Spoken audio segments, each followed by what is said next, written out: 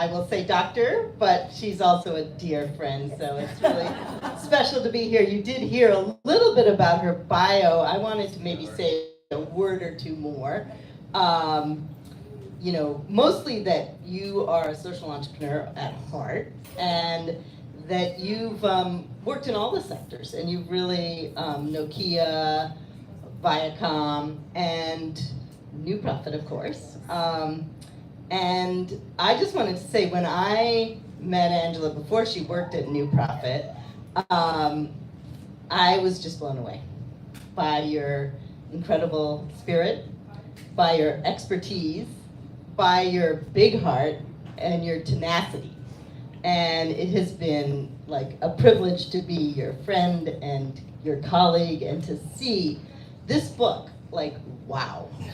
I'm just so happy that it's all in a book, to be passed on. It is such important work, and it's really a blueprint for any CEO.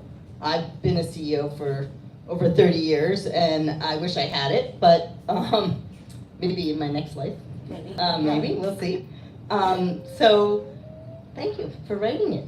And thank you for being here. As Vanessa mentioned, she's been a dear friend to me, and the work that we did together at New Profit really was the inspiration behind this book and the change that I wanted to see. During the pandemic, there were people who lost their jobs literally overnight. And we put up an initiative called the Future of Work Grand Challenge, where we wanted to raise millions of dollars to help some of those people who had been impacted in COVID to skill up for their next job. And what was interesting is we stood up this worker advisory board, and we'd go and check on these workers after they were placed in jobs. Some of them were thriving, 6 months later. Some of them we went back to, they were already gone from their jobs, and really got curious about what were the conditions that allowed people to stay and thrive versus what were the conditions when they're not there forces people to leave. Yeah, and I'm hoping you'll even say more about the grand challenge that we did. And one of my favorite parts of it is the way we involved employees in the selection and all the process, and the way you ran it was just incredible. But I know that the grand challenge was part of the impetus, but talk a little bit about why you're writing this book and why now. Yeah, well, there's a couple of reasons. Just personal stories. So I was raised by my grandparents. I was taught by my grandfather. He worked at the local Chrysler factory. And it was during a time when that was actually a good job. He belonged to a union. I was able to go off and go to school. And Chrysler was the pillar of my kind of small factory town. And I tell people until it wasn't. And I was also there, in my, freshman, sophomore year in college when Chrysler moved away. And I saw what happens when jobs leave a community, when people don't have purpose around work, when a company hasn't invested in its employees beyond what they can do in that moment, so that when that happens and those jobs go away, they don't have another opportunity to go to another job because they don't know about the transferable skills. And what I saw with my work and research over and over again was that this lack of investment on entry-level jobs and middle jobs was a real problem.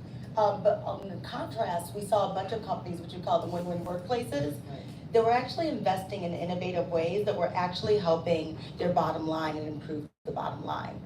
And I think that led you to create, there are 9 pillars in here. We're not going to go systematically through all 9 pillars, but I think you're all going to get the book. But which pillars stand out to you, and do you want to share with us, just to give people a sense of the book? Yeah, absolutely. So there's 9 pillars, and I like to say to everyone, there's not one employer using all of the pillars. Typically what has happened is that an employer will have a problem with practice, or they'll see an opportunity around their talent. And based on what they've heard, and that's pillar number 1, we call it centering worker voice. Based on what they've heard, they'll build a strategy on how they can actually take advantage of a new business opportunity. It might be also savings using that pillar. So the ones I really like is the one around centering worker voice. And the reason why I like that is, as I talk to CEOs, and I'm usually with management teams 5 to 6 times a week, most times when you're talking to a CEO, they'll never tell you they don't invest in their employees. In fact, they'll give you a laundry list of ways that they actually invest. The challenge is that when you survey US workers, over 60% of them will tell you that their employers don't care about them. So on one hand, you've got someone that's investing billions of dollars, right? But you've got another group that's not feeling that. And so what we saw with this book is how do you actually close the gap? And with centering worker voice, what we saw with the companies that were actually doing this in the way that we articulated, and that's centering what matters most to employees, what they were able to find out were the things that people wanted weren't, pool tables or free lunch. We're working in a 5-generation workplace. People are thinking about caregiving. People are caregiving for their children. They have elderly adults. We had other people who were thinking about transportation. And so it was funny, this one CEO at a fast casual restaurant we worked with, he called us in because he had given 401k benefits to his frontline workers. And he called me in, he's like, Angela, I'm just shocked no one's taken advantage of this. And he goes, do you know why? And I was like, well, have you asked them? And to his credit, he hadn't asked them, but he did. And the one thing we found out from those employees is that while they appreciated the 401k, they had other things that were more top of mind. So when we surveyed them, they said, my kid's going to college. We've got school fees. Other personal matters are going home, and so on. And so what the CEO did was he created what he calls an emergency cash fund. And so without any answer or reason, someone can apply to get the funds that they need to use for whatever reason, and then they're paying them back through their payroll. But the interesting thing happened when we went back 6 months and asked about that, the employees would be asked the same question, does your employer care about you? And they'd say yes, but they would give us these examples that really mattered most to them when they were in crisis or a moment that really was important. I'm tempted to ask, this might be a little bit off point, but with remote working nowadays and people, are there any lessons for people who are trying to run companies that are all remote? Well, I think the biggest thing is that when I'm brought into CEOs, all the time there's this push and pull under shall we go back to the office, under what circumstances should we go back to the office. What we're seeing that companies are really doing this right, and I want to give a shout out to LinkedIn. When they were developing what their return to work policy was, the first thing they did was they were talking to their employees and they asked a simple question. What would need to be true for you to come back into the office? And then they listened. What are the things that you can uniquely do in the office that you can't do remotely? And then once they heard the responses to that, they began to reimagine the workspace, literally taking a new build out so they could actually facilitate in-person connection. And what they saw there was that while everybody was not happy about returning to the office, people felt that they actually had a reason to go in. And so that made it more acceptable longer term. And really designed by the employees and the ear to the ground and really understanding your employees. And I have to just double click on that because it seems so simple, but I was in Utah and I was with the head of a group, 90 people, and they worked in HR, and she goes, we just had our performance review and we got our results back. I'd like to share some of those to get your feedback. And I said, well, before you ask me that, I said, how many people took the performance review? Everybody raised their hand. I said, how many people have heard back based on some of the feedback that they've gotten? And everybody's hand dropped except 8. And there were like 90 people in the room. So you had 90 people who gave their feedback, talked about how they could improve the company. Only 8 people of that 90 had heard back. And that's what happens and why people stop giving their advice, right? They don't feel like you're taking it seriously. They don't see anything change. And what we saw with the win-win workplaces, we call them, they would close the loop. Just as simple of saying what they can do, what they heard, what they can do to change, what they can't do, or what they can't do right now. And when we go in and survey people, they'd say, we may not agree with all of that, but we kind of understand. They brought us into the thinking and the strategy. Fascinating. And I see a lot of nodding heads, so I do want to get to questions, and I feel the energy of people saying, yeah, I know, doesn't feel like we're really listened to. Let me just actually ask the audience, how many of you have been an employer, I'm just curious, or have had a group of employees? That's just helpful for most. And obviously, I'm guessing most of you have been at some time an employee. So we've all been there on both sides of the equation. So it's so helpful to just get this advice and kind of, there was a moment of cringing, like, shoot, I bet some of us are gonna go home tomorrow and start a survey to get our employees to give us more feedback. So can you give us a little more on it might be a little shocking to a group of employees to all of a sudden start hearing from their employer and asking questions. And one of the things, I know it's a little different, but in the future of work, you really brought them all together on Zoom and had these employees really giving us feedback on, so maybe talk a little bit about the future of work and also. Yeah, so we really- stood up a 200-member worker advisory board, and these were workers from blue states, from red states. Most of them had barriers to work, so think, maybe they were justice involved, maybe they didn't have a 4-year degree. We really want to understand, what does it take today to look for a job and to be meaningfully engaged in work? What are the conditions that help you more easily stay attached to work, and what are the things that actually get in the way? And why that was important is we were beginning to study that. We saw that a lot of employers felt that investing in employees was an expense. What we saw with these 9 strategies, and there's many ways to invest in people, but these 9 in particular, they showed a correlation to lift on the financial side. And so what that means is that these strategies begin to pay for themselves. And the more that we could see that, the more stickier they became. So it went from, this is the moral thing to do or the right thing to do, to actually, this is good business management at the end of the day. And that's what we want to shift this conversation to. I love that. I think at one point you said it's not charity. It's not like something you say, well, this is sort of in the category of we want to get credit for our charitable spirit. Not at all. It's really good business, bottom line change. Yeah, I was talking to the head of people at, it's called People's Gas, an energy company based in Illinois. And one thing they did that was different, I do a lot of case studies in this book, but one thing they did was they were outsourcing a lot of their IT.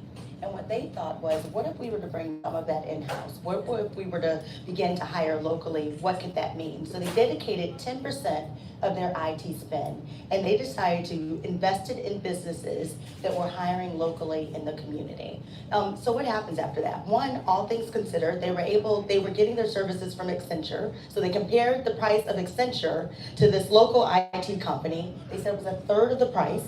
The people were trained and working for them. They stayed 1 year, 2 years longer, so higher retention, and the cost of talent was lower.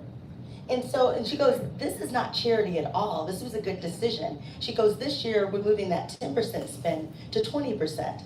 And we're broadening the program. And that's the thing about these strategies. Each one of them, when we talk to companies, they talk about how they piloted it.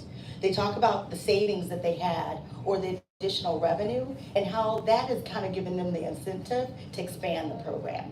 I love that. And one of my favorite pillars, I guess I'd say, is your one on measurement, because at New Profit we were all about impact and measurement, and you're talking a little bit about that, but I think it's in here, and anybody who geeks out on measurement, because how you actually measure this stuff is not easy. Help me find my metrics page. There it is. I saw it right here. Yeah. I love that she has all the Post-it notes. And I'm dyslexic, so like reading a book is like a little bit of a challenge, so it's great to have actually taken the time. Well, I have been interviewed by people who didn't read the book. I'm like, well, I don't know how they're doing this one. There you go. Neither here nor there, right? But like the human capital data points and metrics and the way you measure it is just so important. Yeah, and I think what was fascinating about doing this research across 1,200 companies, one thing we found out, and it was an aha, most companies don't know the real cost of turnover. I just want to say it again, most companies don't know the real cost of turnover. And that's a problem, because there's a set of jobs where there's an acceptably high turnover rate, and they've just taken that as a norm. So for example, I was with a company today, and they're talking about, he goes, I was trying to convince my HR that people are leaving because they can get $50,000 more. He was like, but I can't give them $50,000 to keep them. But if they go somewhere else, they're gonna get that $50,000. And if they go somewhere else, I'm gonna have to bring someone else in at that same rate. And he goes, how should I calculate what the cost of the turnover is? And we literally sat down and did it on the back of the envelope. So you just can't take the person's salary. So it's that time. It's the time that if you bring in someone new that they're not productive. It's also the time that that manager is spending, right? Yeah, training that person, not doing their job, right. and the manager then training them. Right. I said, let's put those hours down. And he looked at it, we just literally on the back of an envelope. He put them down, he goes, I never thought about it like that. He was talking about a $50,000 problem. We were talking about a $500,000 problem when we looked on the back of the envelope. I said, now, if you go to your your HR person or your manager with this and talk about, we have an opportunity to save $500,000 Right. for spending 50, it's a completely different conversation. But it's really about what we see our work is now as researchers, helping people to do the math and really build that economic case for these practices. That's amazing. I'm going to get to the audience, so just start putting your questions, getting them ready. But when you think of people leaving this conversation, what do you most want them to walk away with? Well, there's two things. The first is for people who are leading people, it's really important, especially in this moment, to be in contact and know the health of your people. I asked, teams today, if you're a people leader, how do you know your team is healthy? What are the 2 or 3 metrics that you're looking at regularly to know that they're healthy? And the reason why I say this is, as we did our research, we heard stories of employees who were literally living in their cars, going through personal issues that professionally we grew up when you were not supposed to talk about those at work. But what we saw time and time again is that these personal issues were present, even if people didn't talk about them. And so what we saw in the more win-win workplaces is they were trying to make what was just once not discussable. So I was with the head of Uber Health, and he was talking about, we're hard charging, we're growing, we get 20 somethings in, and we're burning them out. He's like, I'm not okay with the turnover that we have, not because we tell people to work 15 hours a week. That's what they feel like they need to do to be successful. So one thing we worked with him and he did was just about like the hours. So how can he model as a leader what healthy and sustainable work life looks like? So he put on Slack what his work hours were, right? He encouraged everyone else to do that too because they're wholly remote. And then said, before you schedule something, look at Slack and make sure. And the thing about him showing up that way, the fact that he's not churning people like he was, Right. He's feeling better, the culture's better, and the people actually see that they have a career path with Uber versus 18 months, 2 years, they think they'll be gone. That's amazing. Anything else you want to share on? And I'm going to go to the lightning round. Do you think we have time for the lightning round? I think so. Okay. Yeah. Okay, so we came up with a few lightning round questions, just to kind of get out a few things, and then we'll open up to questions to you all. A workplace practice you wish we'd leave in the past? Oh gosh, I think the biggest one is just the old playbook. So I was with a CEO the other day and he said to me, he goes, I'm okay with remote work, but I just don't think that you can mentor anyone remotely. And I said, he goes, there's just things that happen in the office when we see each other. And I was like, you don't think that there's any way that you could mentor someone? Right. And I think it's these old ways that I want people to leave the things that worked for us in the past. This is truly a new day. And we talk about the context with technology. Some of those old playbooks, we need to pause those and we can say 10 reasons why it wouldn't work. What's the one that could? And to this CEO, to his credit, he's thinking about those things now. He's doing walking and talking. I'm like, you have to think about as this office expands, as your team expands, you're not going to be able to be in person with everyone. So actually, how are you growing people? And do you feel like that's generational? Like, there's the work experience for younger people is different. Well, it's a completely different social contract. We have a group, and I see my daughter's here with her friend, but they've watched the news, they hear about the economy, right? They hear that, there's no job security. We know that they're gonna have, 10 to 15 jobs. So really for an employer today, what is your value proposition to this new generation of worker? I talked to at the top about my grandfather, the union, he could work there and retire there. That's really not the case anymore. And so we see more and more that people are voting, right, with their feet. So the biggest thing is people say that they would take a pay cut to have more flexibility and agency. Yep. Things like choice, being with your family, those are mattering more. We're seeing graduates actually don't want to leave and go to the coast anymore. They'd love to have opportunities in their area. And so we're seeing companies like Intel, I just wrote a case study on them, go to Columbus, Ohio and say, we're going to build our plant there because we can get talent at 2/3 the cost. And we know that they want to be there because they're grown. Yep. They want to be local. Yep. So again, that old playbook of what happened, high salaries, bring someone to New York, there's always going to be that, but there's a lot of opportunities there in the middle to take advantage of. And you do talk about the entrepreneurial structure and the companies that are designed in a more entrepreneurial way are going to thrive better. Tell us about a win-win workplace you've seen in action. I know you've done a few, but any more that you want to tell us about? I think the biggest ones that I'm like really excited about are the ones that have done things in more of a traditional way. So I'll give you an example. It's Allstate, 100-plus-year-old company, insurance. They brought in a chief innovation officer to help them rethink what talent planning would look like. And so one shift that he made, and I talk about this in the book, is he thought, what if we could begin hiring people for skills? And so moving away from a 4-year degree and saying, how can we actually find the people who can do the job that maybe it's not necessarily on their resume? And he put in an initiative to really do skills first hiring. So again, and what he was able to do was, through the whole entire organization, not only did they begin hiring people for skills, they put a system in place where they could type in, for example, advanced manufacturing, and anyone within their company that has that type of experience, their names will come up. What they've been doing with that is more flexible talent planning. And so instead of what they traditionally do is go out and hire for a role or for skills, they're actually able to point to the people within the organization. That shouldn't be radical, but unfortunately it is. If you go to most companies, the only thing they know about what you've gained in terms of how you've learned is what you put on your resume and your application. So they don't know what you've done over the last year, 2 years, if you've done a short-term certificate, et cetera. So the fact that they're actually finding the talent and actually tapping them for these new roles, they've seen engagement go up and skyrocket.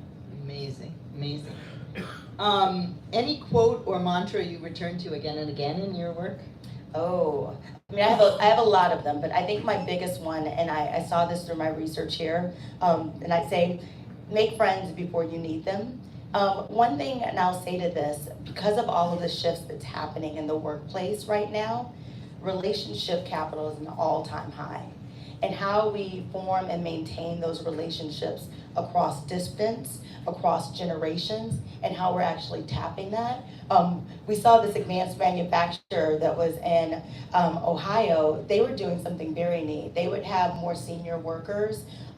Some of them had been retirees. They started bringing them in, and they had them beginning to work with apprentices that they were getting from high school.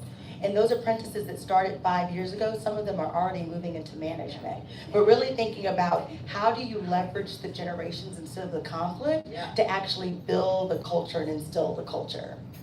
Awesome. Well, I want to take a moment just to turn it over to you all. Any questions for this? I mean, the bank of knowledge that you have on case studies and stories, this is like a chance to get great advice from Dr. Angela Jackson. So I see a question there. Go Hi, ahead. Dr. Jackson. Yeah. Hello. Thank you so You much. want to take the mic? Oh, sure. Maybe for a minute. And then we'll share. Okay. Hi, Dr. Jackson. Thanks so much for Hello, coming Bob. Hi.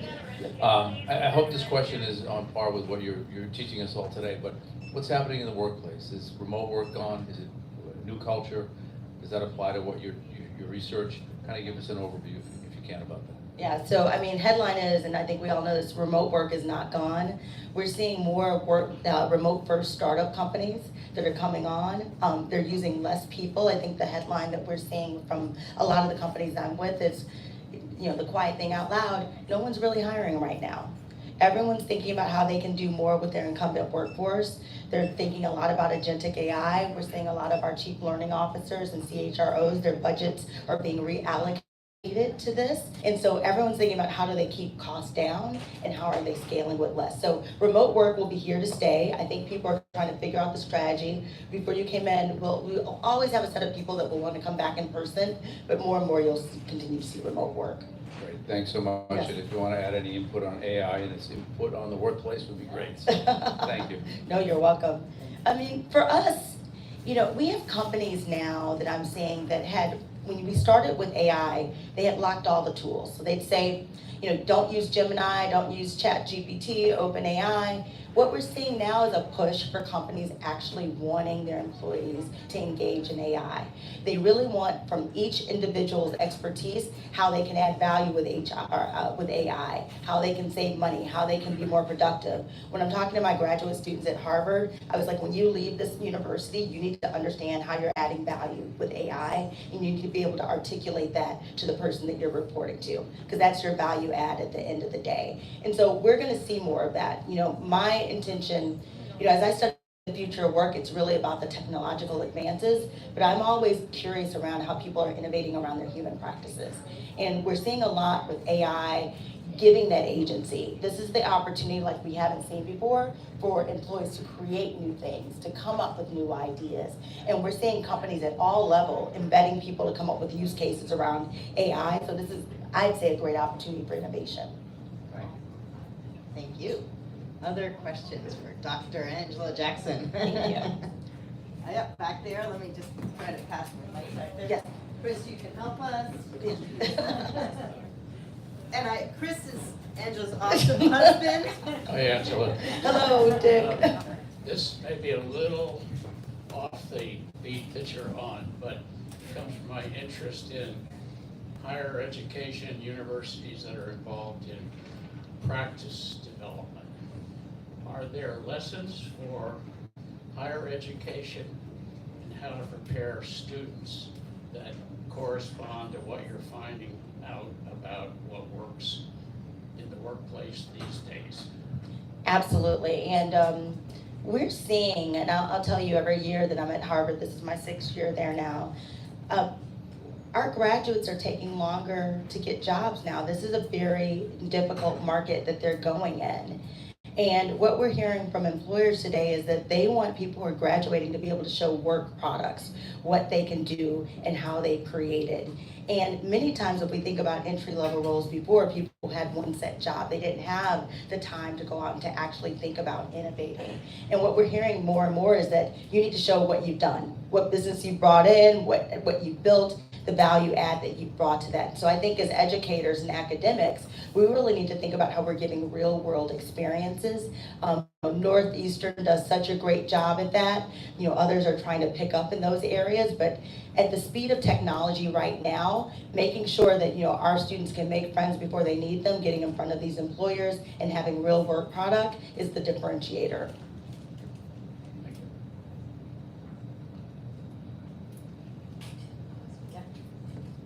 Hello. With the change in AI and with the way the job market is, do you find a lot of your companies that you're studying are looking to re-innovate their current employees inside and turn them over? A lot of times I look at some of these seasoned companies and they're turning over their internal people because they need new skill sets that they don't necessarily know how to teach, but they know they need, and they're trying to do something in between at that same time. Yeah, we're seeing more and more companies think about an academy model. So I'll give you an example. I was with AT&T. Their head of people said the average tenure of the person that's in their company is 25 years. And they said, so we had two options. You know, do you let all of those people go and begin to hire new people? Or do you think about how do we train them for the jobs we'll need in the future? They chose the latter in building their kind of AT&T university. So what they're doing is they're taking people who've been there 15, 20 years and saying, if you're willing to learn a new skill, maybe consider a new job, this could be a pathway for you. And so their intention is to try and keep all of those people.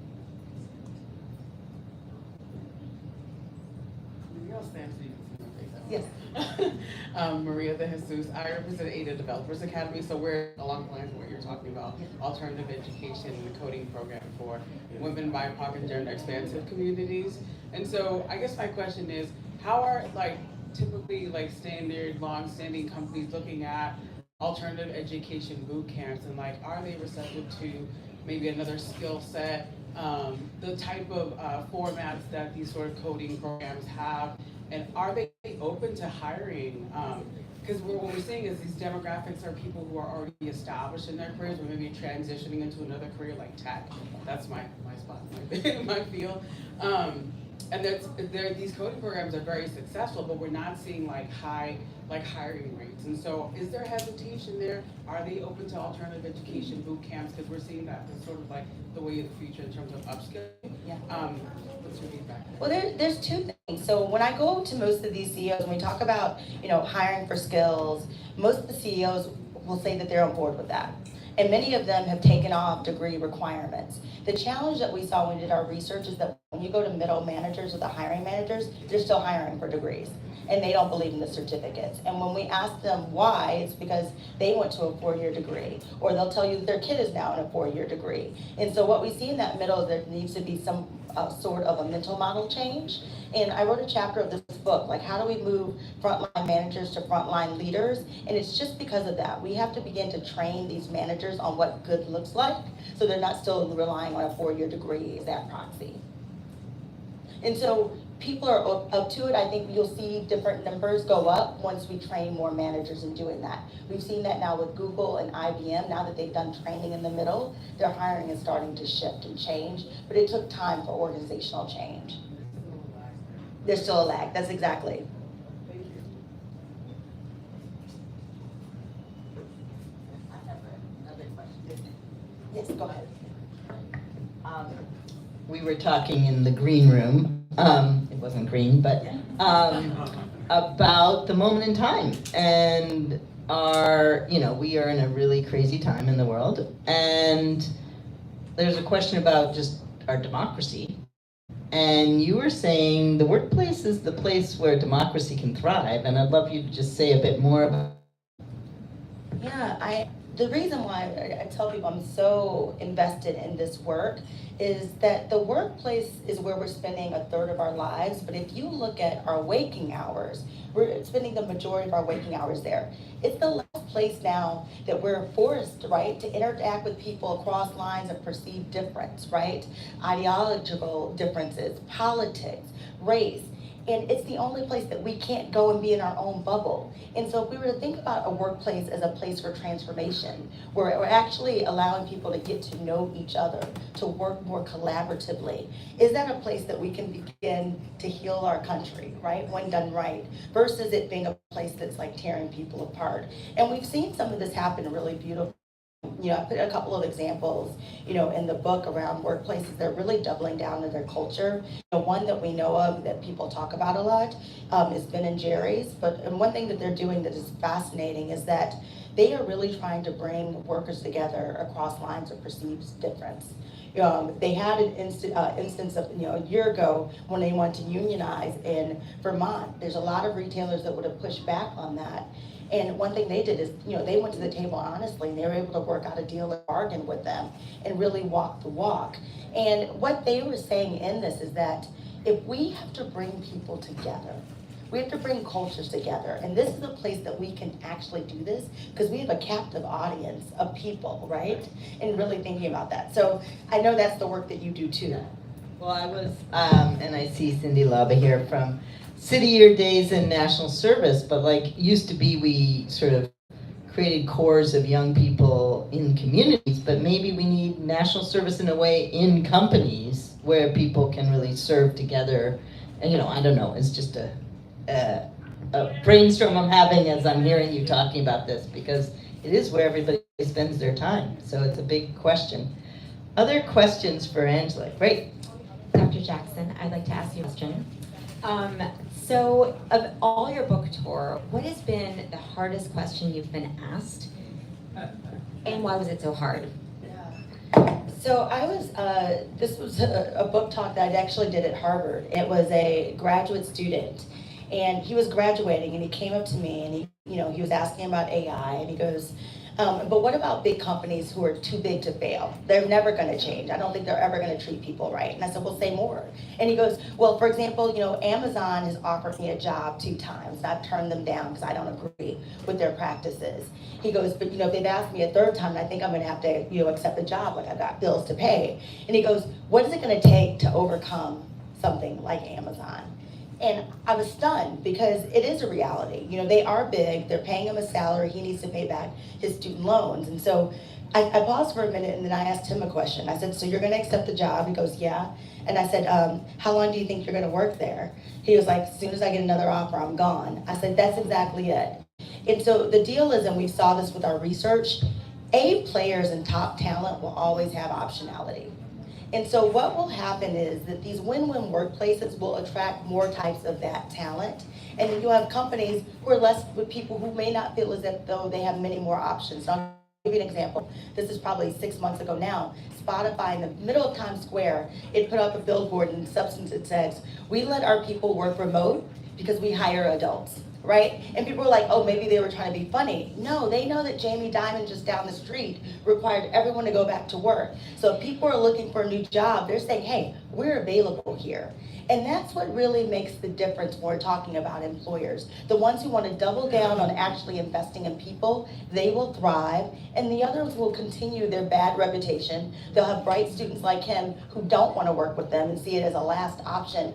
And like, really, if you're the owner of a company, do you really want to bring on someone who feels like you're their last option that they're bringing on? And it's just something that we need to think about. And I think more forward-thinking CEOs are getting ahead of this.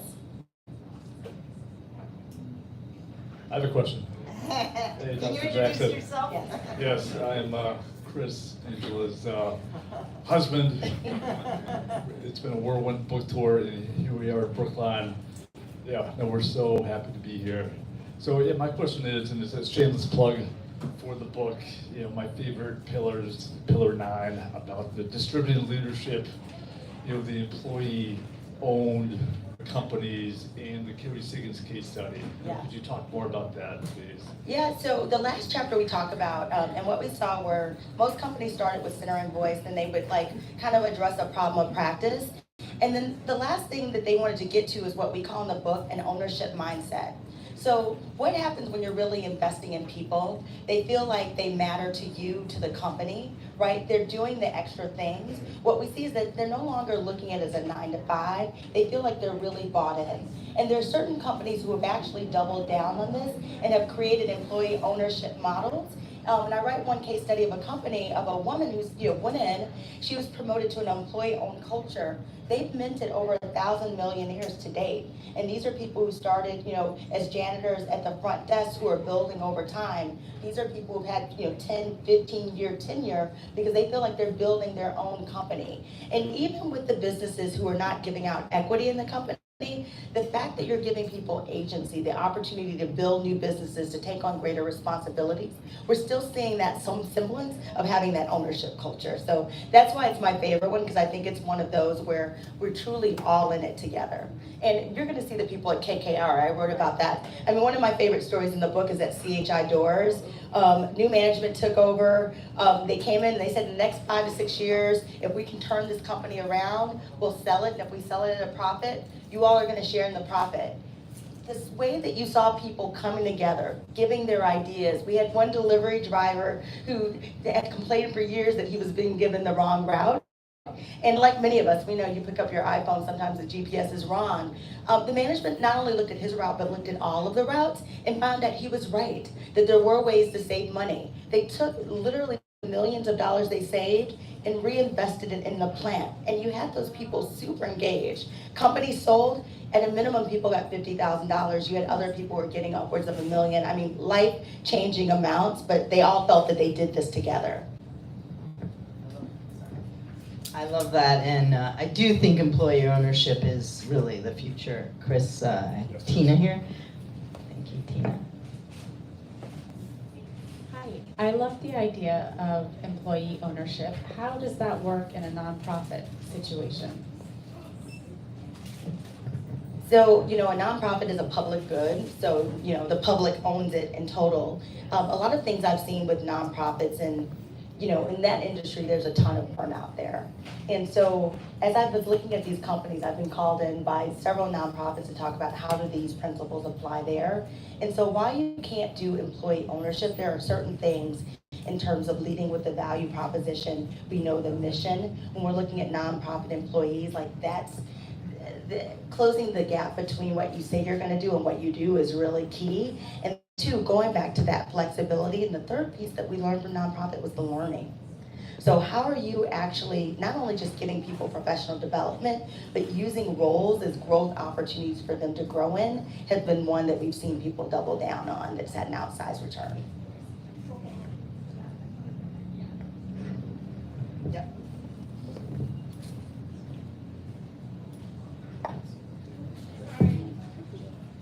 Hi, Angela. Congratulations on the success of the book. Thank you. I'm interested to know, I haven't read it yet, but I will, if you have done any case studies on companies like Chobani who made decisions that how much money is enough? You get to a point where you have tremendous success, name recognition, brand recognition, and you understand that compassion, empathy, humanity is more important and actually profitable in terms of a lot of the things you touched upon tonight in terms of employee retention and quality of life and the meaning of life, actually. So have you done any case studies on companies like that that gather people? We've all seen the YouTube videos where you gather your employees together and give back, and a microcosm of that, my sister works at Market Basket, which you know the intricacies of the stories that have gone on there in the last couple of years. She works a couple days a week, and she gets a bonus based on how long you've been with the company and how many hours you work. I'm sure that the equation for how they pay out those bonuses is pretty complex, but it still says, we value you, we appreciate you, we care about you as a human being. We want to do something that's a little bit different. It's a little bit above and beyond what the company doesn't really value you as a human being. We don't have to do this, but we want to do this. So I'm curious about any studies you've done on companies like that, like Giovanni, that gathered everyone together and gave them significant amounts of money because they realized that the corporate bottom line in terms of shareholder value, et cetera, is very important, but also the value of taking care of your employees that are an integral part, the driver of your success is so much more important sometimes than just the bottom line. Yeah, and I think, I have a dear friend that sits on Giovanni's board, and they really walk the walk. But there's certain things when you're in capital markets, right? And so a lot of the work, that Vanessa and I talk about is how do you reimagine capitalism in that way? And so when you have public companies, it's harder to do things like dividends and employee ownerships because you're dependent on the market, and 10 cents matters when you're talking about increasing the share price. When I look at these practices where we see them really thriving are small and medium-sized businesses. The reason why that excites me is because one, small and medium-sized businesses employ the vast majority of U.S. residents. And two, when we think about the next generation of these businesses, they're ripe for things like employee ownership. And so, I spoke to a group of 1,000 small business owners last year, and they're thinking real time is, what is their competitive advantage against an Amazon or a larger company? And it really does come down to culture. It does come down to being able to invest in your employees, share ownership, et cetera. And that's what small and medium-sized businesses can do.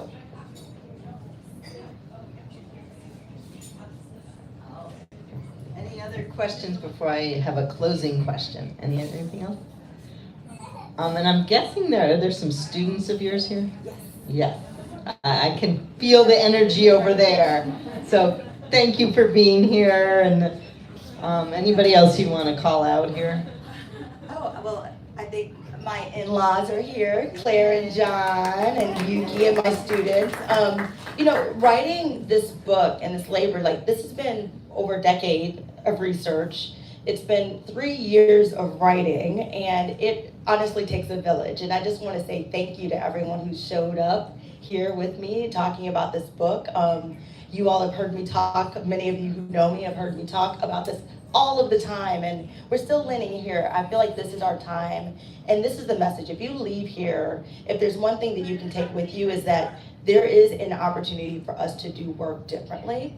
And really it starts with us. All of these case studies, large companies, small companies, it usually started with a person who wanted to see things differently. They took a baseline, they decided what they want to change, and they measured it, right? It wasn't like 10 measures, we're talking about 2. And they took that and developed the case for that. So that's my ask of you, is to go back and really check in with your teams and think about what's the one thing that you can do when you're proving this case that you can take to your manager, to your CEO, to really inspire them to think a different way around the world of work. Well, I've spent my career betting on great leaders, and you are at the top of the top of the top. And I want to know what's in that head of yours for the future?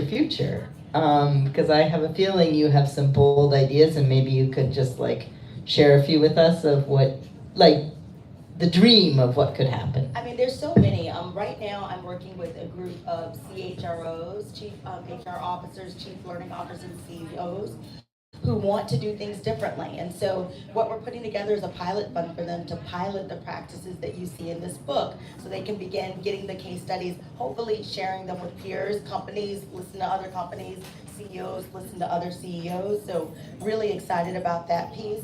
And then next year, we did it for the first time this year, but next year we're gonna do it again. We brought together 300 employers who are actually putting these practices into place, talking about the problem or practice they had, what they did, and what the ROI was, the impact on the business.